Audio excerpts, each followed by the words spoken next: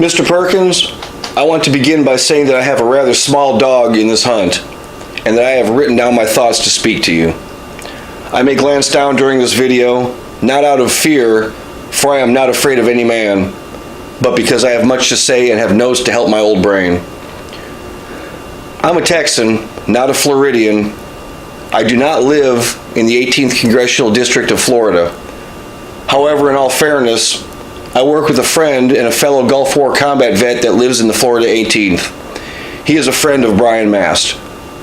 My friend owns a company that employs veterans. I am his blog editor and a video clown that makes veterans laugh. He pays me with free t-shirts. I have never met you, Mr. Perkins, nor have I met Brian Mast. However, I know you. I know your type. You see, my paying job is a company that I own. I am a small businessman like you. I am the sole proprietor and only employee of my company. We may be similar in a few ways. We both rose from nothing and made something of ourselves. We are both mildly successful and proud of what we have accomplished. You rose from a working class family, as did I, and developed a successful business. I joined the military, served in combat, then returned to civilian life to work in my father's company until he retired. Now I do what he did, and I'm pretty good at that job. However, that is where the similarity ends. Unlike you, I do not speak to my fellow American citizens the way you do. You see, I watched a video of you and your opponent, Mr. Brian Mast, and I saw the way you treated him.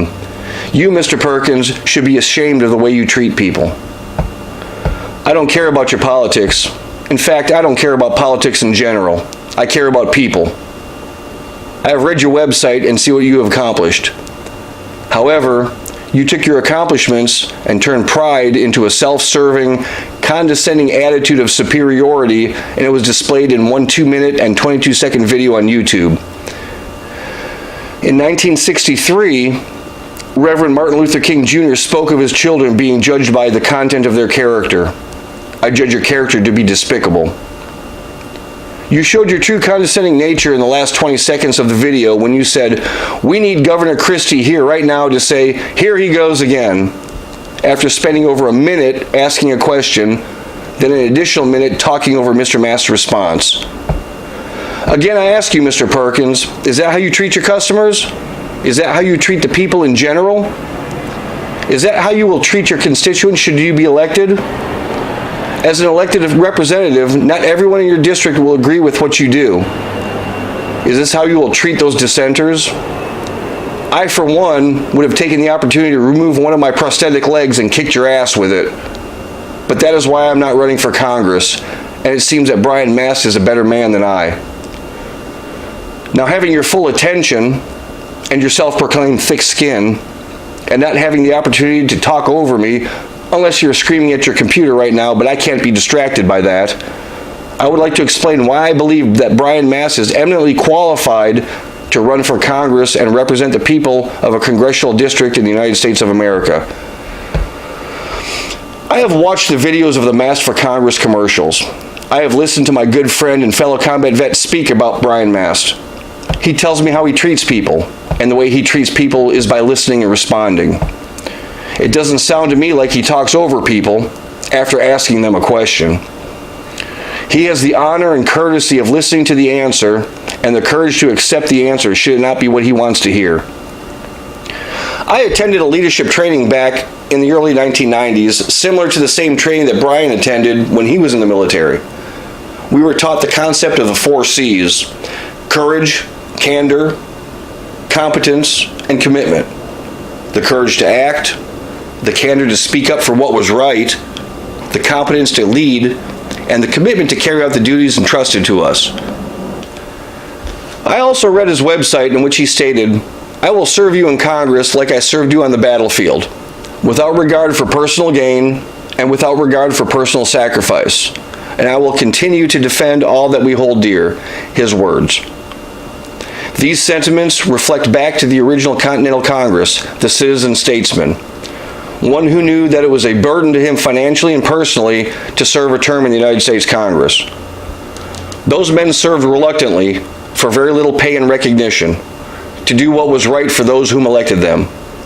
They did their duty, then returned to their lives when their term was up.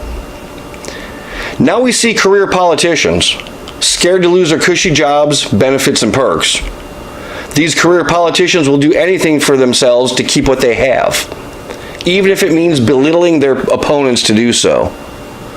And one who belittles one person will do so to everyone in the interest of self-serving. I fear that we pay our politicians too much. People say, raise the pay to attract quality candidates. I say, drop the pay, and only those who are meant to serve will run, without regard to self. Brian Mast served his country, our country, honorably. So did the original Continental Congress. He partially cashed that check that all military men and women sign and post-date, up to and including my life. Call me a patriotic fool, make a meme of me wrapped in the American flag, I will accept your compliment graciously. But what I say is what I believe. I would like to conclude with the second verse from one of my favorite poems, written by Catherine Lee Bates and composed into song by Samuel Ward in 1895. The poem and subsequent song is entitled America the Beautiful. This verse embodies why I believe that Brian Mast is eminently qualified to run for Congress. O beautiful for heroes proved in liberating strife, who more than self their country loved, and mercy more than life. Brian Mast not only stands behind his own ads, he stands on the legs that were provided to him after his were taken by an enemy in Afghanistan, hell-bent on destroying everything he and I stand for.